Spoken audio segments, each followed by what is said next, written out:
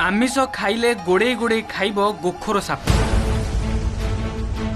आखि फुटिजिब नहले जीवन चलीजिब। एक कथा शुणी आपण आश्चर्य होउथिबे निश्चय। आश्चर्य लागिले भी एमिति विश्वास रही आसी ए गाँव रे।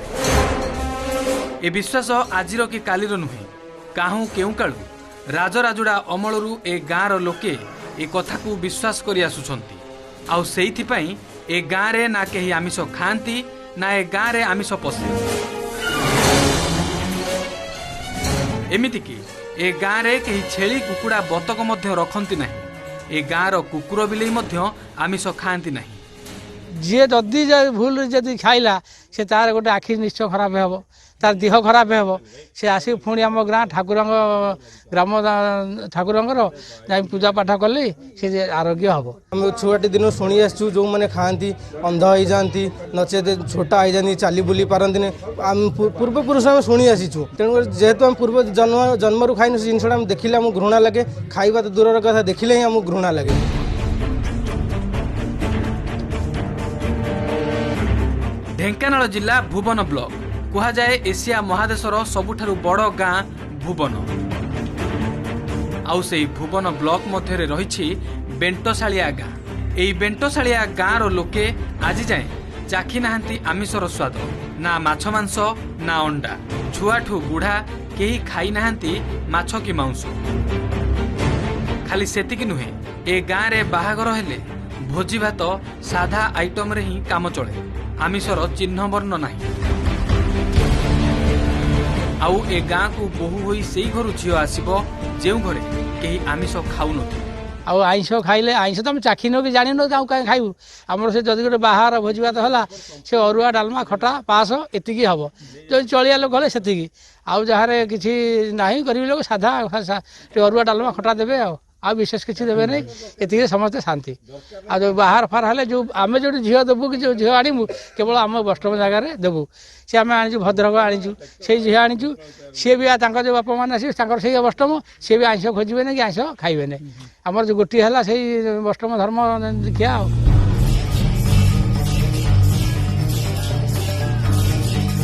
हेले काहे केमिति केबेठारु चालिछि ए परंपरा। ए परंपरा पछर रहस्य भितरे रहिछि केते केते कथा।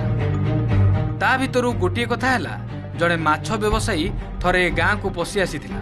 सेतेबेले भागवत संकीर्तन चली थाए। लोके ताकू बारण कले हेले से न मानि गाँ भितर देई जिबारु तार कोन हैला सुनि नियंतु। साप आमर भागवत गीत आरंभ होता संध्या बेले से टाइम रे समस्ते बसिଛନ୍ତି। आमर से हरिजन साईरु बंधु बांधव तांकर से माछ दिन धारा को लेकर जाती।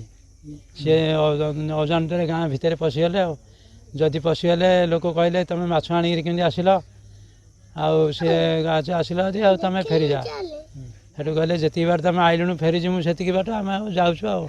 सी कहीकि खंडे बाट जाइए गछरू साप से कौट थी दंसिला।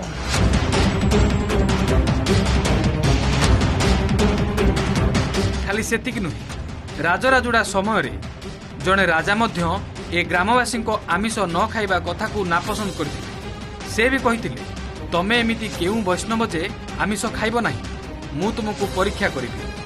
आउ परीक्षा परे कोन हैला सुनिनु। ढेंकानाल रजांग जगैली शंकर प्रताप रजा से सब चलिकी जाती, गाड़ी फाड़ी नाला। आम खाली शुणीचे आम बुढ़ा बुढ़ा मैंने कहते सब चूड़ा चूड़ा सब घर नहीं जी, चूड़ा नहीं जी बाटे रे खाइबे। खाइला जाए गोटे दिन रे रजांगर बेठी सब कम हुए। से बेले सी कहले तुम तो समस्ते आड़ लोक आइंष खाऊँ भल मंद खाऊ, तुम कहीं खाइबनी। तुम कौन तुम कि जाति गोटे जाति तुम आइंष खाइबनी, तुम हक ना खाइब। ये कहले ना आम खाइबुन। सेठू कहले जदि तुम न खाइब तुम गोटे परीक्षा कराब।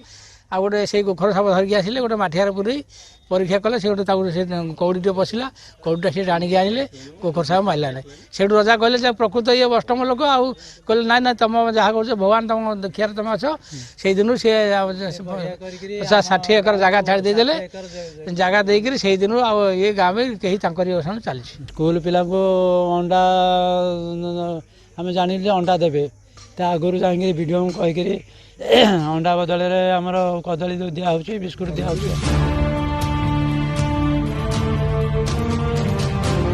ए गाँवर स्कूल रे मध्य पिलांकु अंडा दिया जाए नहीं, अंडा बदल फलमूल बिस्कुट आदि दि जाए। जिला प्रशासन मध्य ए गाँ लोकों को विश्वास को मानिछि।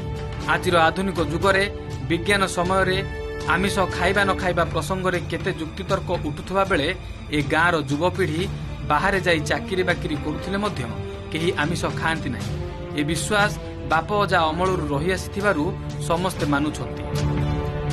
राजा परीक्षा करिबा परे जेतेबेले गोखर साप कामुडिला नाही, सेबेठारु ए ग्रामवासी विश्वास को सम्मान देई जमी चषिबाकू दैछंती।